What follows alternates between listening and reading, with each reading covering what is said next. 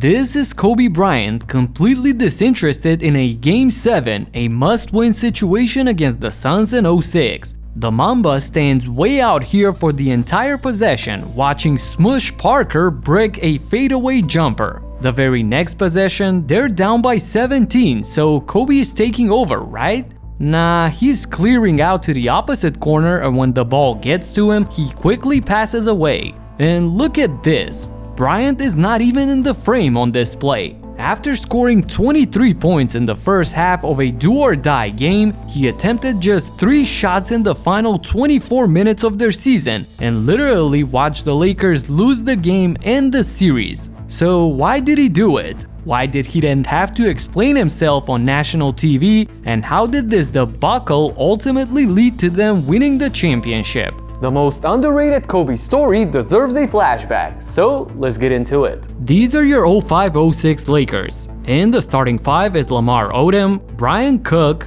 Kwame Brown, and Smush Parker. Wow, pretty rough. Now you understand what Kobe had to do to drag this team into the playoffs. And no, Bynum and Vujacic are non-factors this season, as the big man was a 17-year-old rookie scoring 1.5 points per game, while Sasha was a sophomore with a 4-point per game average. So to keep the Lakers afloat, not only did Bryant lead the league in scoring that season, but he also had iconic games of 62 points in 3 quarters against the Dallas Mavericks, and of course the legendary 81-point game against the Raptors. Kobe's heroics were just enough to make it to the postseason as a 7th seed. Their opponents were Mike D'Antoni's Phoenix Suns and their revolutionary playing style for that era. The Suns had the back-to-back MVP in Steve Nash, but were missing their leading scorer Amari Stoudemire, who was injured the entire season. This is where the Lakers saw their chance in this first-round matchup, and they were right. With a 2-1 series lead, Game 4 at home in Staples Center was one for the ages, and they wanted to win at all costs. So, down by 5 with 12 seconds to go, an unlikely hero emerges. Parker puts up the 3. It's good! Parker puts it in! 2-point game! Parker cuts it to 2, and then you all know what happens. Ball knocked away, stolen by Parker! Here comes George to Kobe Bryant! Bryant inside! It's good! It's good! Tie game! Then in overtime, the most legendary jump ball in NBA playoffs history. Walton can tip it. Bryant with the save. Oh, you gotta get a shot here. Final seconds. Bryant for the win. Bang! A commanding 3-1 series lead for LA, taking them just one step away from the second round. And after losing in Phoenix, Game 6 at home, it was time to seal the deal. So in a tight game and a thriller ending, Kobe delivers the final blow with half a minute to go. All the Lakers need now is just one final stop, and they will complete the upset over the number 2 seeded Suns. But in the final second, this happens. Barbosa and Nash for the tie. Marion the rebound. Tim Thomas with the fake for the tie. Tim Thomas, with the most clutch shot of his entire career, ties the game, and the Suns rise again like a phoenix from the ashes. In overtime, Nash is the ultimate puppet master, pulling all the strings and securing a win and a Game 7 at home, back from being down 3-1. Getting so close to the win and seeing it slip away, the emotions are high, and there's always the need to point out a scapegoat, somebody to blame for this. And despite an unbelievable 50-point game by Bryant, he was the one that was being blamed for the loss, for not trusting his teammates more. And nobody could have ever imagined the way that Kobe would respond to this in the final game. At the start, it was Mamba mentality, as he takes and makes some crazy shots, looking unstoppable for the defense, scoring 23 points in the first half. But his team is trailing. Still, Bryant is pumped up and engaged, as he even responds to the crowd chanting "Kobe sucks." With the free throw line.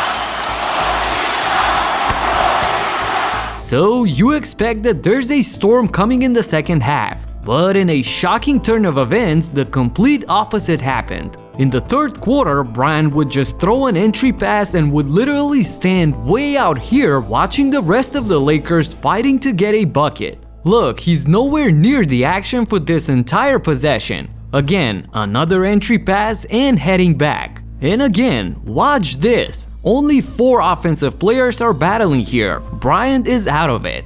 The lead ballooned to 20, and even though we've seen many comebacks from down 20 in the third quarter, it was obvious that it wouldn't happen in this game, as Kobe wanted to make a statement and prove to everyone who criticized them that they were wrong. However, in the aftermath of that Game 7 loss, even harsher criticism followed as Charles Barkley went off on him. Why did Kobe Bryant take 3 shots in the second half? I think he was being very selfish. I think he stopped shooting because he wanted to say, those guys didn't help me. Because normally, if they had to get down by 20 points, he would try to take over. He was not aggressive at all. He was not shooting the ball. He wanted to prove you guys can't do anything without me. But the truth of the matter, he was very selfish. When Kobe saw this, he was absolutely furious and went ballistic towards Chuck, cursing him out in text messages. So he starts texting me after the game. So, we get off around 1, 2 in the morning. He texts me like 25 times, calling me every name in the book. And I'm texting him back, yo, man, pick up the phone and call me. No, f you, motherfucker, you, but that's bullshit what you said. And this goes on for like 2-3 hours. And I said, yo, man, I'm tired. I'm going to bed. You motherfucker, go to bed. The very next show, Chuck revealed all of this to the public and basically told Kobe, if you got something to say, come on the show. And a few days later, Bryant came to the studio to tell his side of the story. We're out there to try to win. So, to label me as being selfish was something that I took up with Charles. And I understand what you were trying to do, but at some point you got to say, I got to take this game over, and I got to be aggressive, at least got to go down fired. We knew that the strategy was to get everybody involved because that affects the defensive end of the floor. This is not how you get the others involved. Just throw them the ball and watch them fight against the other team. The best player still has to be aggressive and attack, and with that, create much better opportunities for his teammates to score than these looks. So, although Kobe defended himself live on TV, it was obvious that he sent a message to the Lakers that he needed help in the form of trading for better players.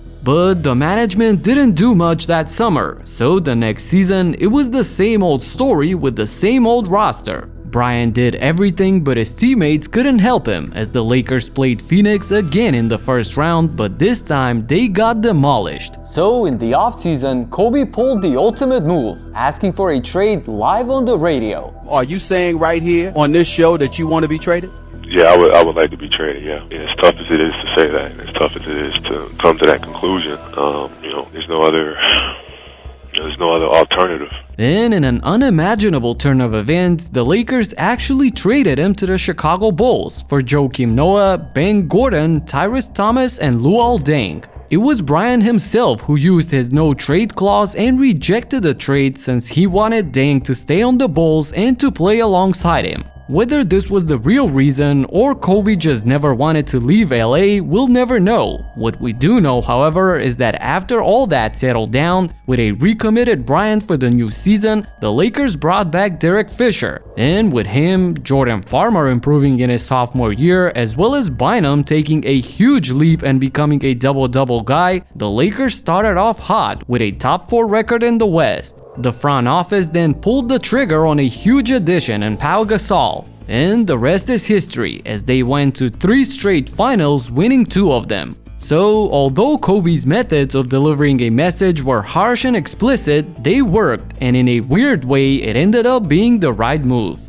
If you liked the video and want to support my work, consider buying a t-shirt from my merch line. We have some cool designs, so click the link in the description and get yourself a nice t-shirt. Talk to you in the next one. Peace out.